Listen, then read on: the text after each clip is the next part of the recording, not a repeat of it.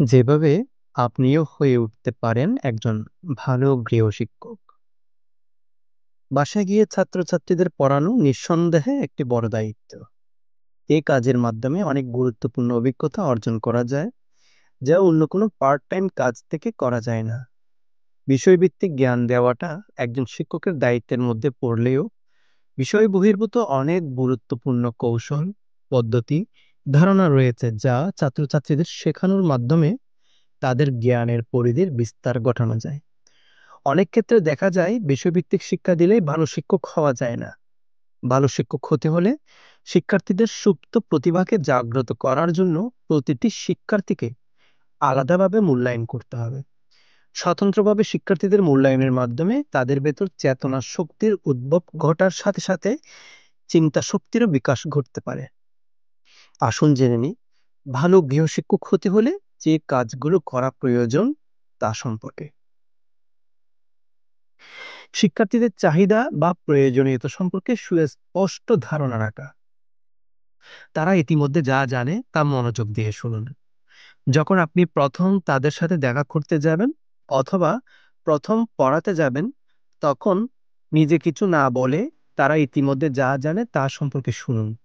আপনি তাদের জিজ্ঞাসা করুন তারা কোন কাজে দক্ষ বা কোন বিষয়ে দক্ষ, কিংবা কোন বিষয় পড়তে তাদের বেশি ভালো লাগে। ওই বিষয় সম্পর্কে তাকে খোলাখুলি বক্তব্য পেশ করার সুযোগ দিন। এতে আপনার শিক্ষার্থীরা নিজেদের গ্রহণযোগ্য মনে করবে এবং তাদের মধ্যে আত্মবিশ্বাস বেড়ে যাবে। জিজ্ঞাসা করুন তাদের কোথায় সমস্যা হচ্ছে। শিক্ষার্থী নিজে ভালো করে জানে তার দুর্বলতার জায়গাগুলো সম্পর্কে। সে জানে পরীক্ষায় কোন কুইজের উত্তর সে দিতে পারেনি এবং ক্লাসের কোন লেকচার সে বুঝতে পারেনি। যেগুলো সে বুঝতে পারেনি সেগুলো ভালো করে ব্যাখ্যা দিয়ে বুঝিয়ে দিন। প্রয়োজনে উদাহরণের সাহায্য নিতে পারেন।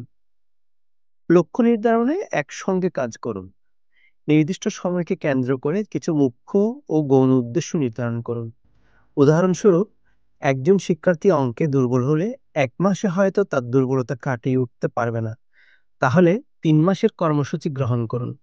3 মাস পর নিশ্চয়ই সে দুর্বলতা কাটিয়ে অগ্রগতির দিকে যাবে।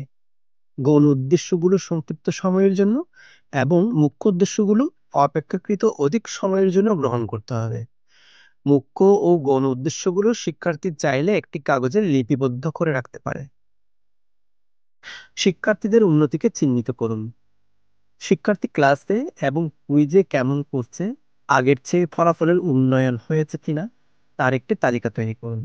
এই তালিকায় যে বিষয়গুলো অন্তর্ভুক্ত হতে পারে তা হলো কুইজ এবং টেস্ট গ্রেডস, শ্রেণীর সামগ্রিক ফলাফল, দুজন একত্রিত হয়ে যে গোল সেট করা হয়েছে তার সম্পাদিত কাজ, ছাত্রছাত্রীদের প্রচেষ্টার উপর আপনার মূল্যায়ন, ছাত্রদের পাঠ বোঝার ক্ষমতা, গ্রহণ করার ক্ষমতা সম্পর্কে আপনার অভিমত। তাদের ভালো ফলাফল সফলতার জন্য খুব প্রশংসা করুন। অনেক প্রচেষ্টা থাকা সত্ত্বেও যদি কোনো ছাত্র বা ছাত্রী কাঙ্ক্ষিত ফলাফল অর্জন করতে না পারে, তাহলে এই তালিকা তাকে হতাশা থেকে দূরে রাখবে। গত অধ্যায়ে যা পড়ানো হয়েছে তা নিয়ে খানিক আলোচনা। নতুন অধ্যায়ে যাওয়ার আগে আপনাকে মাথায় রাখতে হবে পূর্বে পড়ানো অধ্যায় বা পাঠ শিক্ষার্থী আয়ত্ত করতে পেরেছে কিনা। তাকে একটি বা দুটি গুরুত্বপূর্ণ প্রশ্ন জিজ্ঞাসার মাধ্যমেই আপনি বুঝতে পারবেন সে ওই অধ্যায় বা পাঠ বুঝেছে নাকি বোঝেনি। যদি পূর্বের পাঠে তার দুর্বলতা থেকে যায়, তাহলে আপনি সংক্ষেপে আবার তাকে বুঝিয়ে দিন। শ্রেণী থেকে দেওয়া বাড়ির কাজে সহযোগিতা করুন। শিক্ষার্থী যদি আপনাকে জানায় শ্রেণী থেকে প্রজেক্ট, অ্যাসাইনমেন্ট, হাতের লেখা ইত্যাদি দিয়েছে, আপনি তাকে ওই কাজে সহযোগিতা করুন। প্রতিটি প্রজেক্টের কাজকে সহজভাবে করা যাবে দুজনে মিলে করলে। সম্পূর্ণ প্রজেক্টের কাজ আপনি করে দিবেন না, আপনি শুধু দিক নির্দেশনা দিবেন। শিক্ষার্থী নিজেই কাজগুলো করবে। সফলতার জন্য সুযোগ প্রদান। আপনি যদি আপনার লক্ষ্য অনুযায়ী এগিয়ে যান, প্রতিটি পাঠ সঠিকভাবে পড়ানো শেষ করেন, তাহলে শিক্ষার্থীর কাছ থেকে আপনার উচ্চাশা থাকবে, এটা স্বাভাবিক। কিন্তু শিক্ষার্থী যদি আপনার প্রত্যাশা অনুযায়ী ভালো ফলাফল না করে, তাহলে তাকে আবারও সুযোগ দিন। প্রয়োজন হলে কঠিন অধ্যায়, অঙ্ক, টপিক সমূহ বারবার অনুশীলন করার সুযোগ দিন। প্রয়োজন বিরতির। পড়ানোর মাঝে আপনার ছাত্র বা ছাত্রীকে 5 মিনিটের বিরতি দিন। একটানা পড়াশোনা মাথায় চাপ সৃষ্টি করতে পারে, তাই বিরতির প্রয়োজন। 5 মিনিটের বিরতি তাকে সতেজ হতে সাহায্য করবে এবং মনোযোগ বৃদ্ধিতে সহায়ক হবে। শিক্ষার্থী যেভাবে বোঝে আপনি সেই পদ্ধতি অনুসরণ করুন। সকল শিক্ষার্থী এক পদ্ধতিতে বোঝে না, কারণ সবার বোঝার ক্ষমতা এক নয়। কিছু ছাত্রছাত্রী খুব তাড়াতাড়ি বোঝে, আবার কেউ কেউ বোঝে না।